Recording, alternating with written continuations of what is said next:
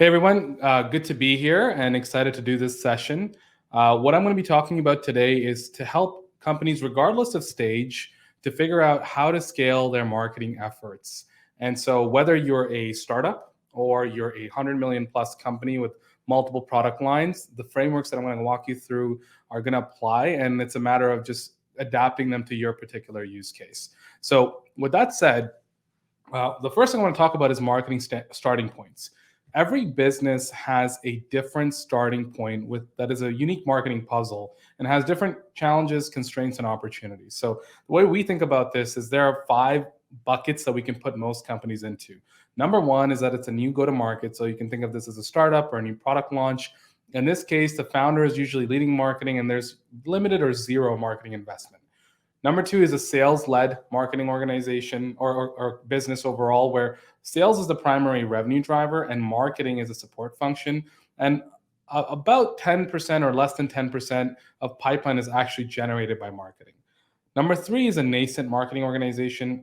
And this is what we find a lot of B2B companies that are sitting in this stage that where marketing investment is about $300,000 or less. The marketing team is 1 to 3 people, and the marketing generated pipeline is about 10 to 15%. Fourth is a organization where marketing has some impact, and here you'll see contribution of pipeline be 15 to 25%, sometimes 30%, and the marketing team is about 4 to 7 people. And then the last one is a sophisticated marketing organization where marketing is generating 20 to 50, sometimes 70% of pipeline, and the marketing team is larger than 10 people. This is rare. And what we find is when we take all B2B companies and we map them on a continuum of marketing maturity, most companies will sit between stages 2 and 4 in terms of how much is being invested into marketing and how much pipeline is marketing generating overall. And the reason this is important is we want to get to this fifth stage, right? The more sophisticated you are, obviously you're driving more pipeline, and the higher the odds that the business will, on an overall level, hit its revenue projections and actually be a more healthier business. Whereas if you have less marketing involvement, it's far more likely that sales misses quota or sales is not hitting its targets. And so we want to build an organization where marketing is actually contributing to revenue more. And so the question is, how does marketing get there? How do we make marketing into a more sophisticated organization? The way we think about this is with 5 layers, where layer 1 is your foundational layer. This is where you have to understand the business context, your overall funnel efficiency, what are your unit economics, understanding the market that you're going after, the ICPs, and your overall branding and how you're going to be competitive in this space. Layer 2 is your infrastructure. This is where things like your website, your tech stack, your product marketing house, your revenue ops need to be in order. Layer 3 is your planning layer. This is where the right strategy needs to be deployed for your particular organization. You need to have the right demand gen roadmaps and programs in flight. You need to have the right content created for your particular entity. Layer 4 is resourcing, and this is where you need to have the right people executing on those roadmaps and have the right budget for your particular organizations. Excuse me. And layer 5 is ultimately revenue growth, and this is what we all want, right? So everyone's trying to drive to that layer 5, but oftentimes layers 1 to 4 are not complete, and oftentimes some of those buckets are not done at all or very immature. And so most organizations that we come into look like at-risk businesses where they may have a website, they may have a tech stack, they may have done some content, but overall, they don't really have a revenue operations infrastructure in place. They don't have their branding and product marketing figured out. They don't have the right strategy. They don't have the right demand gen programs built out. And most common of all is their marketing budget is not sufficient enough to get to the revenue growth targets that they want to get to. And so the right approach is to build a company that kind of snakes its way through this pyramid and goes layer by layer through the top to make sure every one of those boxes is completely filled out. And this kind of ensures that we get to the revenue growth as quickly as possible, but while building all the pieces we need to make sure that we have a stable house on the marketing side that's actually an engine that can actually drive revenue for the business. And the idea is that as we build more aspects of this pyramid out, marketing's contribution to pipeline and revenue increases exponentially. So a sophisticated marketing org might be like a company like Shopify, where marketing is driving a ton of inbound and outbound driven pipeline for the business. And a new go-to-market would be on the other extreme, where marketing is barely making a dent, the founder is driving sales, right? So the more we build out those pieces of the pyramid, we move towards the right side, and pipeline increases significantly. Now, given the different stages in which we find companies, there are situations where urgency is through the roof, and less likely one of these might be buckets in which your company sits in. So one is a new acquisition, or an investment has been made by an investor, and this is where a company may have been bought out by private equity or raised money from VCs, and the goal is to ramp up marketing in the first 100 days. And so we need to work through those layers as quickly as possible.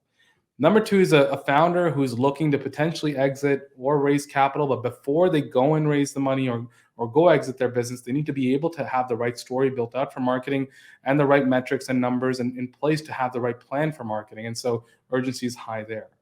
Third is an M&A platform that is bringing together multiple companies into a single platform and either merging them together or adding on companies every quarter to tell a broader story and build a portfolio of products and solutions for a particular market. And in these cases, you have such a large team working on a large set of products that everybody's kind of stretched thin, and we need to move quickly to actually integrate that platform to capture synergies like upsell and cross-sell opportunities. And the last piece would be transitions, where either the company is changing teams, maybe the leadership has changed, maybe there's a new CMO, new CRO, new CEO, or maybe we've changed our overall strategy and positioning. Maybe we're shifting from more of a sales-led model to a more product-led model, and that requires us to actually work through that pyramid all over again, and build the right structure for marketing to be able to drive revenue. And so the idea is that we need to get to the top three layers as quickly as possible, because that's where the bulk of the value is created, right? While having the right website is important, while having HubSpot or Salesforce implemented is important, until we actually have programs out in the wild actually driving pipeline for us, we're really not making a dent in overall revenue growth. And really what we want is revenue growth. So being able to get to those first three layers as quickly as possible is the key. And the way we do that is in layers 1 and 2, you get to a good enough state. Think of it almost as like an MVP of those different boxes, so that we can ultimately focus on the strategy, demand gen, content, team, and budgeting pieces, because that's what's going to drive revenue growth for the overall business. And so how we do this is, and the presentation I'm going to walk you guys through, is to focus on that top part of the pyramid, is to say, how do we build the right strategy? And from there, how do we inform our data ops and analysis to bring the right insights in? How do we build the right roadmaps for demand gen and content? How do we build the right team and org structure? And ultimately, how do we figure out the right budget and financials required for marketing to actually drive more revenue for us? So let's start with number 1, building the right strategy. Depending on the business model that you have, an entirely different strategy might need to be the focus. So on the left side here, you have a business that's low ACV and high TAM. In this business's case, because the deal sizes are smaller and they are going after a large market, they need to focus primarily on inbound channels. So this would be paid search, paid social, SEO, maybe a ton of nurture content that they're creating for the people that are coming inbound. On the right side, you have a business that's high ACV, limited TAM. Maybe they're targeting 600 of the largest hospitals in the country. Well, they need to be very deliberate in terms of who they're going after and focus on more one-to-one or one-to-few type of messaging through ABM. They probably have to build out a ton of sales enablement assets, and they likely need to do some form of customer marketing, which is once they land one of those big accounts, there's probably a land and expand strategy in place to actually grow the value of that account with the business, because there aren't an infinite number of targets out there for us.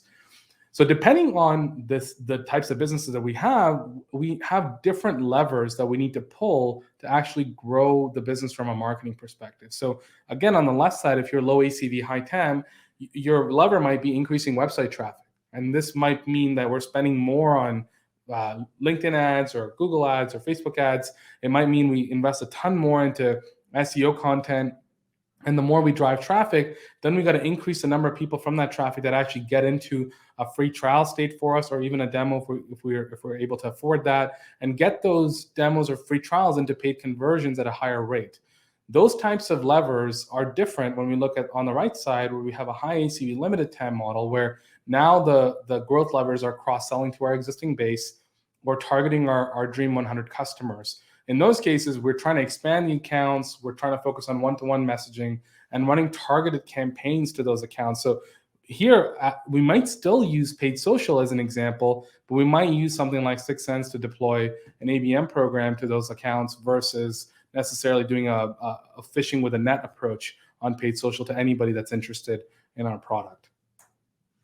And this matrix here kind of maps out how you need to think about the different channels and programs available to you, depending on the ACV and business model that you have as a business to focus on the marketing side. So you can see like paid media is important for basically all types of businesses, but it's definitely more important the lower ACV that you are, right? So if you're less than 1,000 in ACV, yeah, paid media and SEO have to be super important for you. Whereas if you're 300K plus as an average deal size, maybe SEO is not that important for you, because are the top 600 hospitals in the country really looking for infrastructure software online, or is it more of a targeted sale through which they buy? Conversely, if you look at ABM, it flips, right? ABM is not important at less than $1,000 per year as an average deal size, but it becomes super important at that 300K mark. So we can quite easily map out which activities are very relevant to us depending on the type of product we have and what our pricing strategy is and who we're going after. And based on that, we can craft our marketing budget to split out across these programs accordingly to make sure that we're allocating that budget correctly. And this is an example of that, right? In this case, this company, we're saying they should spend about 27% on paid media, about 25% on content, and ABM, events, partners, and customer marketing makes up the rest. But this pie chart may look very different for a business that is super high ACV and enterprise go-to-market, where ABM might make up over 60% of the budget, and then the rest kind of shrinks down into the remaining 40%. Number two is marketing data analysis. So based on the strategy that we've identified, now we need to look at what data we have historically that we can take a look at and use that as analysis for ourselves to inform where the right places to deploy our budget are. And there is always a lot of insight available in where we've previously spent money. So we have to start there. And then in cases where you don't have a ton of historical data, then we have to extrapolate based on forward-looking analysis that we can do. So we're going to get to that, but first we've got to start with the historical data. So what we want to be able to figure out is ultimately how many leads do we need to get close one deal? And a lot of marketing teams can't get to this answer, and it is a very important answer because it helps us figure out what is an acceptable cost per lead for us. So as an example here, in this business, we're looking at conversion rates. If you look at their lead to MQL rate, it's 14%. Their MQL to SQL rate is 18.5%. And their SQL to win rate is 33.15%. So overall, MQL to close, they close about 6.14% of leads into close one deals. This is very important for us to know, because if we do the math backwards, it helps us figure out what is an acceptable cost per lead for us to break even on our marketing spend.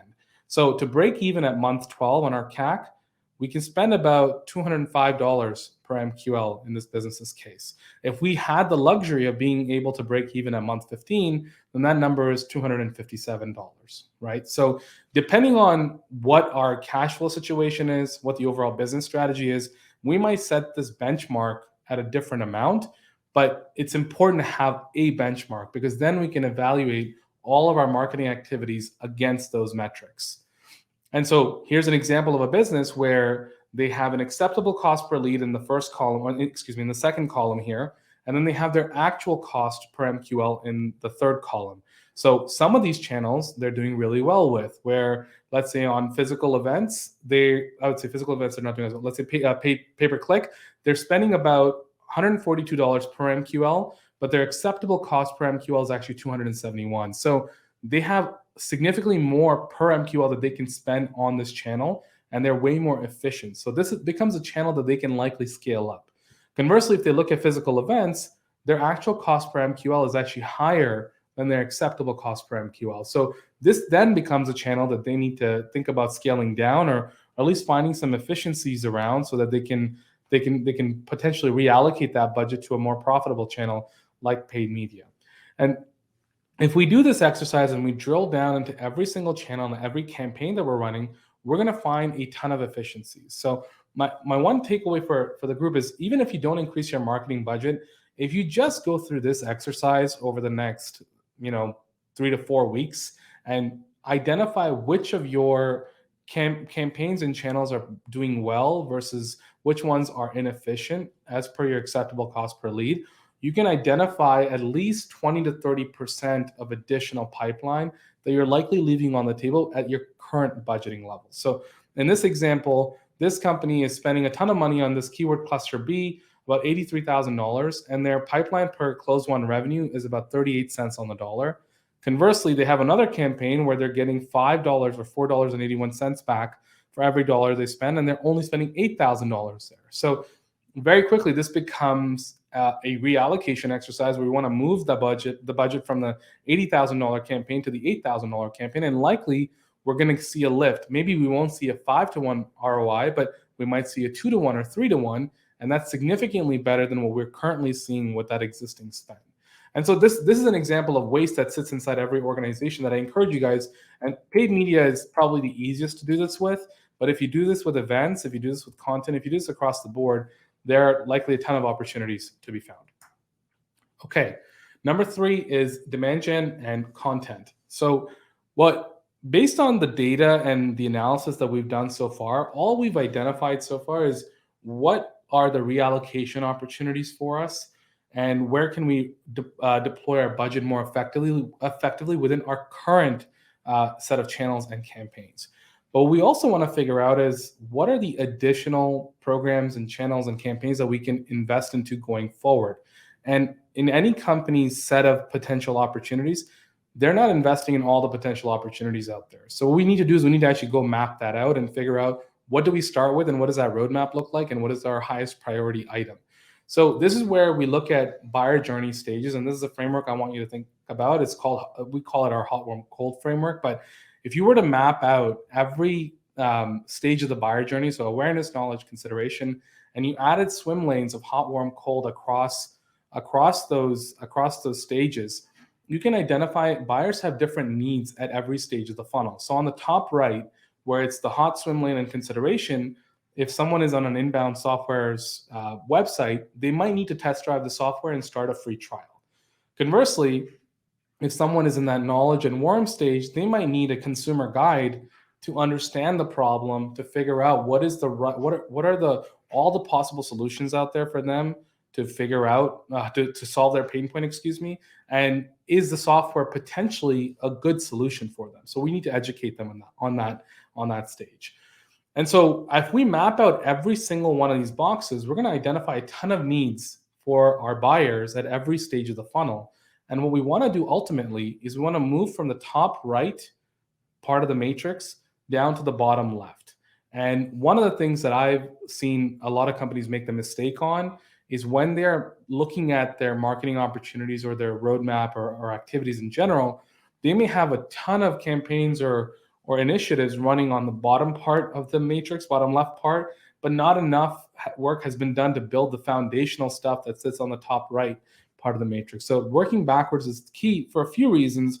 One is it's the lowest hanging fruit because it's where customers are already ready to buy. 2 is that from a political capital standpoint, being able to validate our initial marketing spend and driving pipeline from that is huge to get us more budget to do the additional things that we need to do. And 3 is that most companies are not maximized on the top right part of this matrix. I would argue even $100 million companies, we've seen a ton of them that do not have enough campaigns in flight on the top right, but they're busy starting a podcast. That's not to say that starting a podcast is not a good idea. It's just that we need to have the things built in the right order so that when we do start something like a podcast, everything else is built out and the leads can kind of flow through the rest of our funnel. And by the way, I see some questions coming through, so I will definitely address that at the end of the session as well. And so we want to do this working backwards exercise across all channels. We want to do it for paid media. We want to do it for content, SEO, product marketing. We want to do it for sales enablement. We want to do it for ABM. We want to do it for cross-sell, upsell. And cross-sell, upsell is maybe more challenging one to understand, but think about it like this. If you're trying to do a cross-sell, upsell opportunity, the first thing you would want to do is do some data analysis to figure out which of your existing customers are best fits for one of your other upsell opportunities. And then maybe look for buying triggers and you narrow down the list even further, and that becomes the first set of customers that you reach out to, and work your way backwards on that, right? So it's the same framework, but when we're talking about upsell and cross-sell, it kind of feels like a slightly different part of the funnel, but the same principles apply. Next, what you want to do is you want to identify opportunities to scale. So in this business's case, they see a pretty good ROI on their spend. So, and again, I use paid media because it's the simplest example. So if you have $24,000 in spend and you're generating 1.6 ROI on that spend, well, that becomes a good business case for us to scale the spend across all channels. So identifying additional opportunities from those campaigns, we can say that, hey, instead of spending $25,000 a month, we think we should be spending $50,000 a month, and we're going to increase our annual investment to $600,000. And if that holds, we're going to increase it one more time, right? So you want to do this tiered approach and constantly recheck the data to see if your CAC payback period metrics hold, if your acceptable cost per lead holds. And as long as it continues to hold, we want to be able to scale spend on those channels. For content, the ideas are a little bit different because it's more qualitative, right? With something like SEO, even you can put numbers around it, but content is a little tougher because like I'm talking about more different stages of the funnel content, not just SEO, where you might need nurture sequences between MQL to SAL stages. You might need better sales enablement assets that get your opportunities in through to closed one. Whatever those assets are, what we need to do is we want to map out our current content inventory across the different buyer journey stages and identify where the biggest gaps are. So in this company's case, the missing assets or types of assets are case studies and key pitch decks and how-to videos that can help them sell better. So this becomes a key priority for the content team to execute against. Even though we don't have like an exact dollar value that we can associate to a particular asset, that seems to be a pretty glaring hole that we need to fill for us to be able to drive better conversions. And the way we actually validate this is by looking at stages of the funnel and saying, hey, our SQL to close rate is about 35%, so it feels fairly healthy, but our SAL to SQL rate is only 10%. So this becomes an area where we should probably focus and add some content assets, because more of our sales accepted leads should be getting to opportunity status because we know they're good fit leads. And so that's how we can build some business cases and prioritization for that type of content. Next, you want to actually map the revenue opportunity that is tied to bigger initiatives for the business. So in this business's case, there is a payments platform that the business is launching. They're launching a partner program. They need to do ABM to their Dream 100 accounts, and there's cross-sell, upsell opportunity.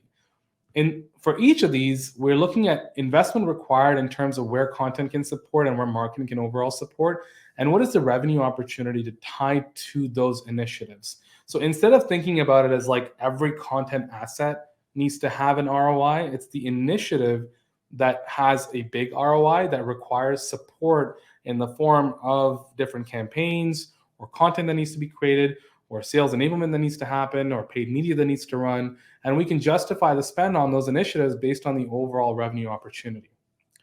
And so when you take all of this together, if you take our strategic priorities, the revenue opportunity available, our financial targets, inefficiencies in our funnel, and the buyer journey gaps that we have across the board, you can take all of that and put into a consolidated marketing roadmap. And this is one of the key exercises to actually identifying what should come first versus second versus third. So for example, SEO might be something that has opportunity for you, but it might turn out that based on your strategic priorities and the revenue opportunity that's available, it's much lower on the marketing roadmap, even if there is SEO opportunity out there, right?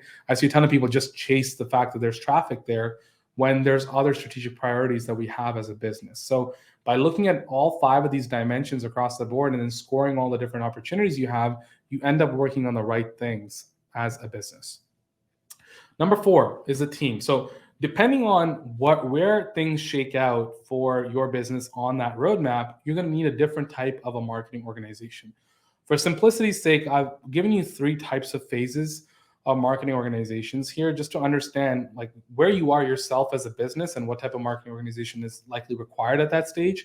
And then based on the opportunities, you likely need a different organization as well. So phase 1 is an MVP marketing org. This is where you likely need some sort of a marketing leader. Doesn't have to be a VP or CMO. And they have some support in terms of content and demand gen. and the rest is staffed out by freelancers and designers and other dev resources that you have for your website and things like that. Phase two is a marketing org that's become a little bit more mature. You have a VP of marketing, maybe you have leaders for different functions like demand gen, like content, and then you have people underneath those leaders that are running the day-to-day operations within content, within corporate marketing, within paid media, etc. And so the marketing organization overall is able to contribute more to revenue at this stage and able to handle more complexity as well. And phase three is where I'd say as you become a larger business, you have additional product lines. Maybe you have additional regions that you need to staff out for. And so this is where the need for a true CMO emerges. And you then have VPs under that CMO where you have a leader for demand gen, maybe a true leader for marketing ops. And then you have regional experts, maybe let's say APAC or for Europe or Latin America. And maybe there's language requirements for those regions, and you need different materials as well for sales enablement. So there's a lot more complexity to manage at that stage.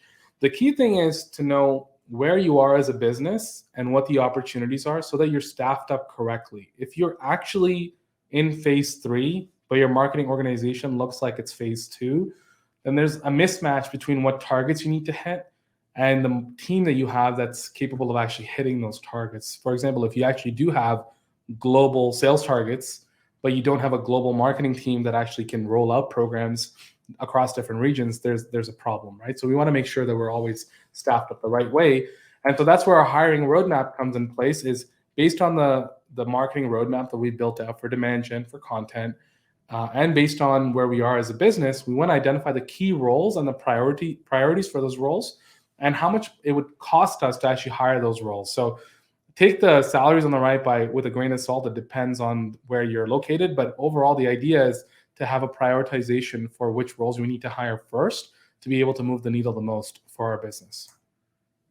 Number 5, budgeting and financials. So based on all the work that we've done so far, what we ultimately need to do is build a revised marketing budget. So first is we need to look at our financial projections and look at how much marketing budget do we need to actually hit our bookings projections. So we did the data analysis work to see that for every deal that we need to close, we need X amount of leads at the top of the funnel to actually drive that much revenue, right? So if we were to look at it overall for our entire bookings target, are we close to the MQLs needed or far? So in this case, if you look at this business, this business needed to close 12 million in bookings. They needed 56,000 MQLs to get there. They actually only had 41,000 MQLs. So you can see a 30% shortfall in their ability to actually hit that bookings target. And a good way to think about this is that if you miss sales targets today, that's likely in large part because you had a marketing problem yesterday or 6 months ago. And so we want to make sure that we're generating the right MQLs in every quarter to support the bookings target that we needed. Next, we want to actually forecast the budget required. So if we look at our bookings target by year and look at the number of closed won deals that we need, we can work our way backwards and say how many MQLs are actually required to hit that target. And then because we've done the data work to identify what our acceptable cost per MQL is, we can actually forecast the amount of programs budget we will require to support that bookings target. So in this case, if this company increases budget from 1.9 million in 2020 to, let's say, only 2.1 million in 2022, they're likely setting themselves up to fail because they actually need a budget of 2.59 million to get to their targets. And this is very important to communicate at an executive committee or board level, because that shortfall is kind of hard to understand if, let's say, the CFO and the CEO get together or the board gets together and does this as a financial exercise to say, we're going to give 12% of our budget to marketing, right? Because it's possible that they do that, but you are definitely at a shortfall in terms of the MQL target you need to hit to get to your revenue targets. Next, what you want to do is the opportunities that you've identified, you want to actually add a timeline of for how the marketing investments will be made, so you can stagger out the investments and the different projects that are underway. So in this case, it's paid search, there's funnel tracking and all of that, but that should all roll into your overall marketing budget, and you're trying to figure out what your marketing budget overall shakes out as. And you want to map the budget asks to the key initiatives that we've identified. So we mentioned the payments platform, partner program, Dream 100 accounts, cross-sell, upsell. Well, by tying our budget asks to those initiatives, we are far more likely to get the increased headcount. A big mistake that I see marketing teams make is they're attaching headcount to just overall marketing spend instead of actually saying, hey, in order for us to be able to do well with targeting our Dream 100 accounts, we actually need 2 ABM marketers. We need to increase paid media spend. By saying that in the right way, by building the right business case, you're far more likely to get funding for those initiatives. And so, in summary, and this is how I'll close this off, is to say we're doing all of this work ultimately to be scientific about marketing. And what we want to be able to bring to the table, whether it's to our own team meetings, whether it's to the executive committee, whether it is to a board meeting, is to say that we have done the underlying data work and are being very scientific in terms of identifying where the biggest opportunities are for marketing and being very deliberate in terms of where we're investing our limited marketing dollars. And that inspires a level of confidence with CEOs and with boards to give marketers far more leeway and leverage in terms of how much trust they're given, how much budget they're given to actually take the organization to the next level. So I will stop there and see if we have some time for Q&A. I see from Nicole, we're running short on time, so we may have to skip that. So if after the session, if you have any questions, please feel free to message me on LinkedIn or email me, and I'll be happy to answer those on those channels. So thank you.